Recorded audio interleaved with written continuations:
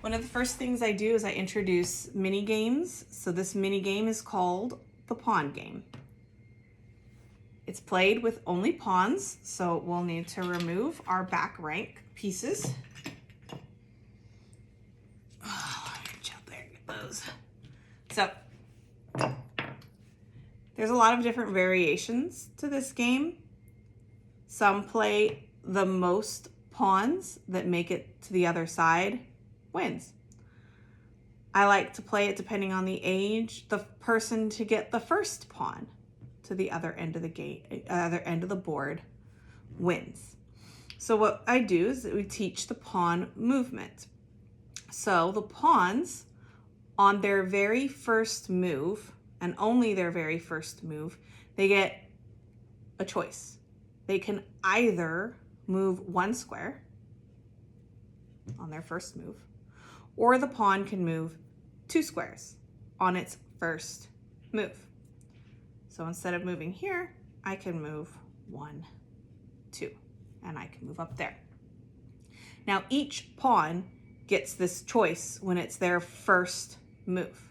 So this pawn can choose to move 1, or it can choose to move 2. This pawn can choose to move 1 or 2. You get the idea. Once they've made that very first move though, they only move 1 square forward, and pawns can never move backwards.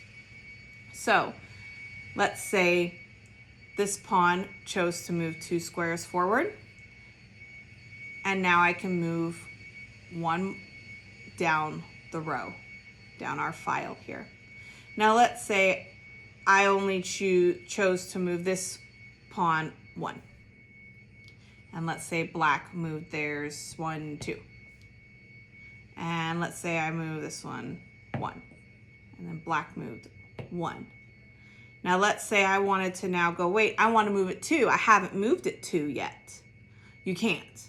You can only move it those 2 squares on its opening, beginning move. So once you chose to move it 1 square, it's now stuck 1 square at a time down the board. And again, never backwards. Pawns capture other pieces diagonally. What that means is that not straight ahead, they capture at the angle. So when these 2 pieces are like this pawn right here cannot move forward because this one is in its way. And this one cannot move forward because the black pawn is in its way. The only way it could continue to move forward is if a pawn came alongside it, or another piece. In this case, we're doing the pawn game, so it's only going to be pawns. If this pawn moved forward, now I can move because I can capture diagonally. I take it, and now I've captured this piece, and I take it off the board.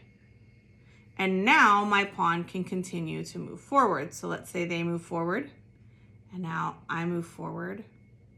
But now see, this pawn over here has a choice. It can move forward, but it can choose to capture me because pawns capture diagonally like that. And then they would take me off the board. So that's the movement of pawns. So when you play the pawn game, the goal is to be either the first person to get a pawn to the back row and they get a pawn to my back row, or you can play it where the most pawns that get to the back, that person wins. So let's say you play like this, and then 1, and let's say this one moves 2, and now look, he can capture me. So he captures me, and then I might move 1, 2, and 1. He captures me, I capture him. Maybe I move there. He's just gonna keep moving. And you just keep playing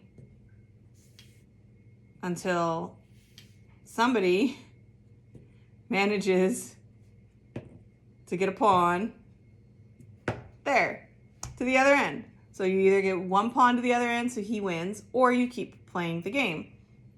And then I would play, maybe he would go like this, I would go like that, and then we'd have to keep playing, and then whoever got the most pawns to the other end wins.